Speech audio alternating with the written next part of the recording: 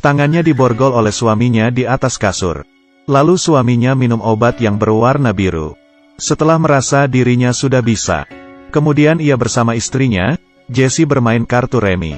Istrinya sudah terbaring di kasur dengan kedua tangannya diborgol. Saat ingin melakukannya, ia merasa hampir mau pingsan. Kemudian jantungnya mulai sakit. Pada akhirnya pingsan. Jessie menggunakan kakinya membangunkan suaminya. Tapi suaminya sama sekali tidak ada respon. Kemudian tergulir jatuh dari ranjang. Dia mengira itu adalah akting dari suaminya. Kemudian, ia melihat darah keluar dari kepala suaminya. Suaminya mati, ia pun menjadi panik. Ia tidak bisa melepaskan tangannya dari borgol. Dan kuncinya berada di tempat yang susah dijangkau. Mereka sedang berlibur di tempat yang terpencil. Di sekitarnya tidak ada orang. Dengan begini ia terus berteriak minta tolong. Hingga sore hari. Saat itu dari luar ada muncul suara. Apakah ada orang yang mendengarnya dan datang menolong? Ternyata itu adalah seekor anjing liar. Hai kamu yang di sana. Anjing ini mengeluarkan lidahnya. Dan tidak berbicara. Ia melihat darah yang di lantai. Jessie melihat motif anjing tersebut. Menggerakkan kedua kakinya ingin mengusirnya. Anjing itu tidak memedulikannya. Ia menjilati cairan di lantai. Kemudian menggigit badan suaminya. Jessie sekuat tenaga berteriak. Hal itu tetap tidak bisa mengusirnya. Ia kemudian mengambil sebuah buku di atas rak tempat tidur. Dan melemparnya ke arah anjing. Anjing itu hanya mundur beberapa langkah. Dan duduk di depan pintu. Dalam keputusasaan, tiba-tiba suaminya terbangun dari lantai. Jessie menyuruh suaminya untuk membukakan borgolnya. Saat itu ia juga melihat suaminya yang tergeletak di lantai. Ternyata ini semua hanyalah halusinasinya. Dia mengetahui sekarang hanya bisa mengandalkan dirinya sendiri. Ia mengecilkan tangannya, berusaha untuk lepas dari borgol. Tak disangka benar-benar bisa terlepas. Ia mematahkan kayu di sebelahnya. Dan akhirnya berhasil. Ia berjalan ke arah pintu dan membalikkan badan melihat kasur. Ternyata itu adalah masihlah halusinasinya. Ia melihat HP di sebelahnya. Kemudian menggunakan kedua kakinya mengambilnya. Kakinya kependekan, sehingga tidak bisa menyentuh HP itu. Bukan begitu, kamu bukannya HP iPhone. Dengan mengatakan, "Hey Siri, bantu aku menelepon polisi," bukannya sudah selesai. Disayangkan, dia tidak mendengar apa yang aku bilang. Waktu berlalu cukup lama. Dia sekarang kehausan. Tiba-tiba teringat di atas rak tempat tidurnya ada air. Ia mengarahkan tangannya ke paling atas. Kemudian perlahan-lahan, meraih ke atas. Air itu perlahan-lahan bergerak. Dia hati-hati melakukan tindakannya, dan akhirnya bisa mengambil sebuah cangkir air. Saat itu, situasi yang canggung muncul. Karena keterbatasan tangannya yang diborgol. Air yang jelas-jelas di tangannya, tidak bisa digapai oleh mulutnya.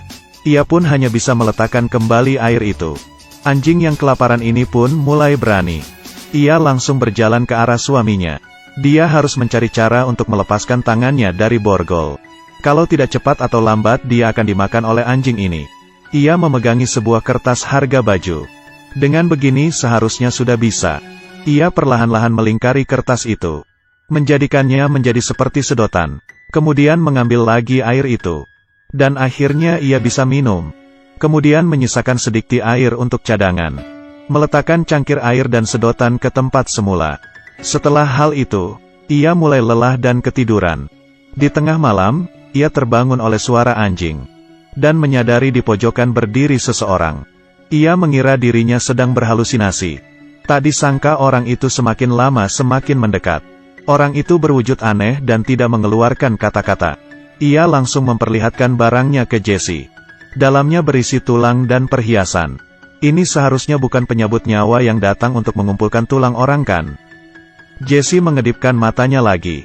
Jangan lihat, jangan lihat. Di saat ia membuka matanya, sudah sampai di hari kedua. Anjing masih duduk di depan pintu menunggu kesempatan. Saat itu Jessie merasa sangat kesakitan. Ia sepanjang malam terikat dengan borgol. Sehingga tangannya membiru. Dia tidak berhentinya menggerakkan kakinya. Agar darah bisa mengalir ke tangannya. Kemudian ia mengambil air untuk minum lagi.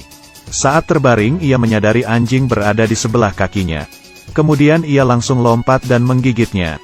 Ia yang kesakitan langsung menendang anjing itu. Anjing itu mulai agresif. Ia harus dengan cepat mencari cara untuk melepaskan borgol. Ia memutuskan keputusan yang sangat berat. Ia mengambil cangkir, kemudian memecahkannya, lalu memilih sebuah serpihan kaca dari rak di atasnya, dan melukai pergelangannya. Darah mengalir dari tangannya. Ia menggunakan kesempatan itu, dan berhasil melepas tangannya dari borgol. Kemudian ia mengambil HP-nya untuk melapor polisi.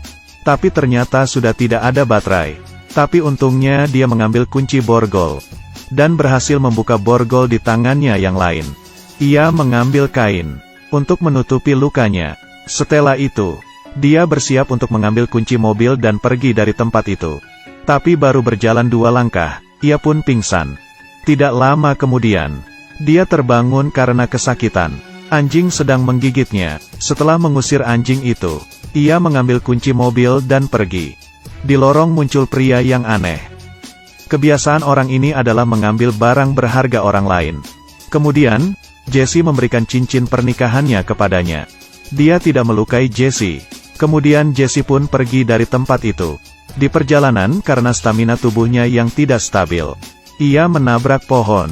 Suara benturan besar itu mengundang perhatian orang yang lewat. Akhirnya ia pun tertolong. Setelah melihat film ini, membuatku kaget langsung meneriak, "Hey Siri." Setelah mendengar suaranya baru terasa aman. Aku adalah Yue Bei, bertemu lagi.